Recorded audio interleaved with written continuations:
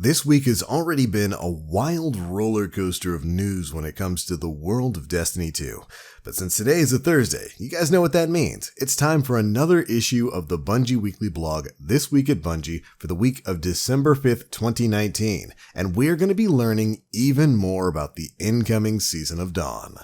In this issue, we learn about some quality of life changes, some incoming Sandbox changes, and even a bit about the current state of the Eververse store. Let's go ahead and dive right on in. Now, if you've missed any of the previous big bits of news for the week, we did have the Bungie reveal stream happen yesterday, where they went in and they showed off the brand new 6-man activity in Season of Dawn, the Sundial.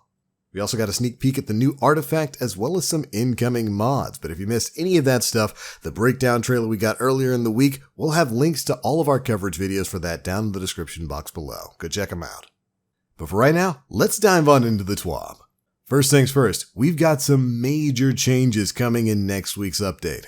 We talked about some of the incoming solar subclass changes last week, but this week, we've got some changes coming to other subclasses, as well as some pretty decent quality of life changes going into effect on Tuesday. The first section here is going to deal with in-game rewards. First up, they've increased the drop rate of the Scourge of the Past raid exotic Anarchy from 5% up to 10%. This is kind of like what they did with the 1,000 Voices way back in Forsaken. Next, the exotic engram and the faded engram from Xur have been collapsed into a single new exotic engram item. When opened, it awards a new exotic if any remain to be collected. Otherwise, it contains a random piece of exotic gear. And the content you pick up on that engram will still be class specific. So if you're on a Warlock, you're still going to pick up Warlock gear. If you're on a Titan, you're still going to pick up Titan gear. This is actually really interesting.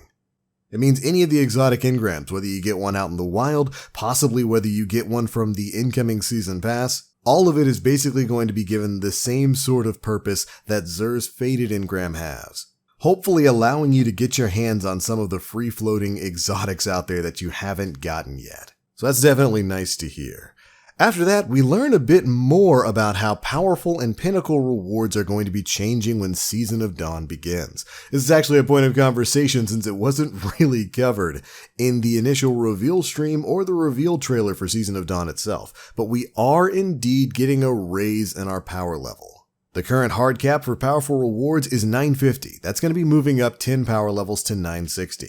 And the current pinnacle cap of 960 is moving up 10 up to 970. So if you're wondering if we were going to be seeing a power level increase, like a base increase to our soft cap and our hard cap, yes we are. Glad they cleared that up. After that, we've got some more quality of life changes, including a major one coming to Escalation Protocol. The Escalation Protocol Wave 7 chest no longer requires a key to open. The chest can be opened upon every successful completion of Wave 7. This is major. Each time, opening the chest awards one piece of Escalation Protocol armor for your character class until you have the full set. After the full set is acquired, subsequent openings of the chest awards a random piece of armor. This means you can head off to Mars once this update goes live next week, play some Escalation Protocol, and in one sitting get the full Escalation Protocol armor without having to worry about, decrypting and encrypting those cache keys.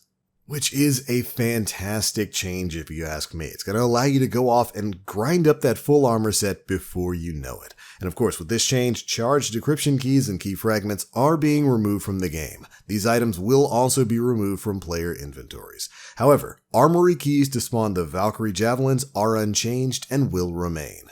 Finally, Escalation Protocol weapon drops were not touched and are still cumulative stream boss drops. Basically, that means the longer you play it, if you haven't gotten a drop, the better your chance at getting an EP weapon will be. Great changes to Escalation Protocol overall. After that, we've got a couple of small changes. For weapon mods, the cost of slotting a weapon mod has been reduced from 5,000 Glimmer down to 500 Glimmer. Thank you. They also fixed an issue where 801 could grant duplicate weapon mods. Then we've got some changes coming to bounties. Here, Bungie's going to be simplifying a lot of the bounties that we take part in over the course of the game. First, repeatable bounties have been added to the Gunsmith. Thank you. They've also merged the Strike, Crucible, and Gambit objectives on the Gunsmith weekly bounty field calibration into a single objective that shares progress from all sources. Super psyched to hear this. This is that one bounty that Banshee has every week that required you to play Strikes and Crucible and Gambit.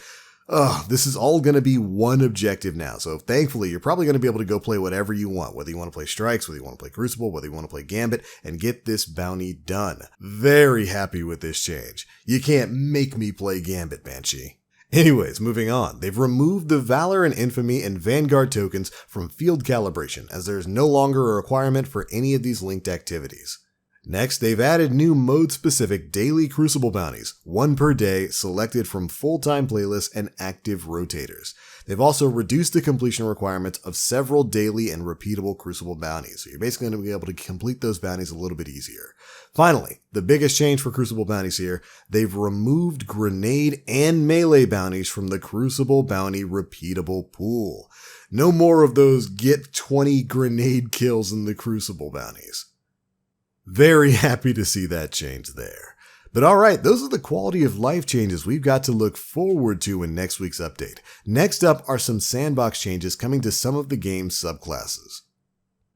And first up, we've got the Striker Code of the Missile Middle Path. For Thunder Crash, they've increased the base damage of that super from 2700 damage to 3200 damage. They've also increased the in-flight damage from 100 to 200, and they've slightly increased the amount of time you have in air after activations, I guess to kind of plan out and aim where you're going to be going. I am very happy to hear that they're making changes to the Code of the Missile. That super, Thunder Crash right now, is just painfully underutilized in PvE. Hopefully this increase in damage will make it a little bit better there. Next up, we've got the Night Stalker's Way of the Pathfinder. This is the bottom path. We've got a change coming to the ability Vanish in Smoke. They've added a short period of about 0.8 seconds after the invisibility is applied where firing weapons or performing other actions will not break invisibility. This should help prevent allies from accidentally breaking invisibility the moment it's granted to them if unexpected. Neat change there. Then we've got a change to the Voidwalker's Attunement of Fission. This is the middle tree path. Handheld Supernova. I was crossing my fingers as I read this the first time. I was like, oh no, here it comes. They're about to nerf my pocket nuke. But nope, not that. They've adjusted the grenade's charge time so it lines up with the animations in FX. This should make it feel more consistent to activate. So no nerf to the handheld Supernova, they just changed the way it looks a little bit. Super relieved to read that. Finally, we've got some changes coming to Crucible maps. They've added Rusted Lands to appropriate playlists, and they've added the Dead Cliffs, Legion's Gulch, Retribution, and Solitude to appropriate playlists as well. But they've removed Emperor's Respite, Equinox, Firebase Echo, and Vostok from all Crucible playlists. These maps are still, however, available to play in private matches. There we go. We knew some of this was going to happen.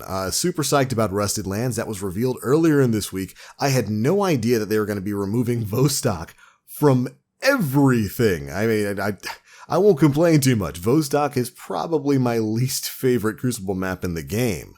But I am pretty surprised to see that it was on the list of things that they were going to completely remove from all Crucible playlists except private games. Hopefully they'll retune some of those maps and bring them back at a later date.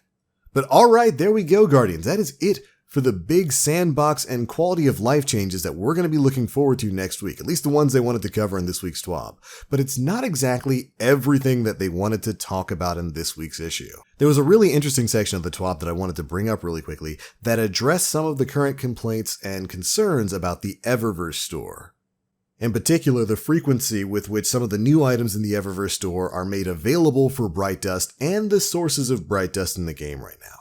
And you guys know me. Personally, I don't really have too many problems with Eververse right now since, Bungie's on their own. There's no more Activision in the picture. I have no problem with them utilizing a microtransaction store for glamour items. But as I've said on previous videos and in the podcast and stuff like that, it is a little bit curious, the pricing structure in Eververse. That's probably my biggest issue with it. For example, I'll bring up the Festival of the Lost Spooky Skeleton Armor. Those things went for like 1,500 Bright Dust a piece. That's $15.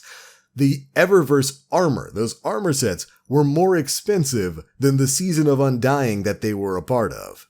So I think Bungie definitely could probably do a bit of restructuring of the Eververse store, especially with some of the prices of the things that they sell. Additionally, I have a big problem with the way they changed the sources of Bright Dust. Of course, back before Shadowkeep came out, they changed it so that all of the previous Eververse items like ships, sparrows, ghosts, and some shaders and stuff like that could be decrypted for Bright Dust. They changed it so that all that stuff decrypts into either Glimmer or like legendary shards, and Bright Dust only comes from some of those weekly bounties that are going to be available from like the Crucible and whatnot. Thankfully, all of that is addressed at least a little bit here. If you're somebody who was unhappy with the frequency with which some of these Eververse items were going on sale for Bright Dust, they say here that they're looking to increase the availability of Eververse items, new seasonal items that are going to be available for Bright Dust in the Season of Dawn. And additionally, when the Season of Dawn rolls around on December 10th, all dawning, weekly, and repeatable bounties will award Bright Dust in quantities equal to the amount awarded from Strike, Crucible, and Gambit bounties. So for those, the weekly bounties give you about 200 Bright Dust per weekly bounty and 10 Bright Dust per repeatable bounty. And that Crimson Days will do the same for weekly bounties only. So basically, when the Dawning event goes live later this month, all of the bounties that are tied to that are going to grant you Bright Dust, hopefully allowing you to build up your reservoir of Bright Dust so you can start buying the Eververse items you want with in-game currency rather than having to whip out your wallet. Very happy to hear that. Although I would argue, I get what they were trying to do with this, and I'm happy that they're going to be making this stuff available with Bright Dust more often. But I don't know why they got rid of the Eververse bounties that you could just do on like a daily or weekly basis in the first place. Just seemed a little bit weird to me. But I am happy that they're going to be expanding the sources of Bright Dust we have in the game right now, because it definitely feels like there's nowhere near enough Bright Dust that you can earn by playing the game to afford all of the things that they're selling. So I'm happy to see that in effect. And of course, they go on to state here that they're always taking player feedback into account and they'll be further adjusting this system as they move forward.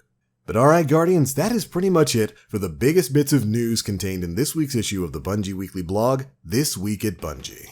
We are finally at the tail end of the Season of the Undying, so if there's any more triumphs you're trying to earn, or if there are still a few things on the Season Pass track that you've yet to claim, make sure you get that done before next Tuesday, because it's all going to be going away.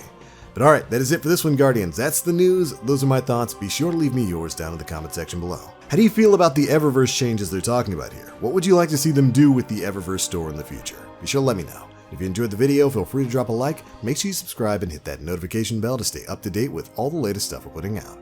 But alright, that's it for this one. I'm out for now. Thank you all so much for watching, and as always, I am the Black Link. You Guardians, stay frosty.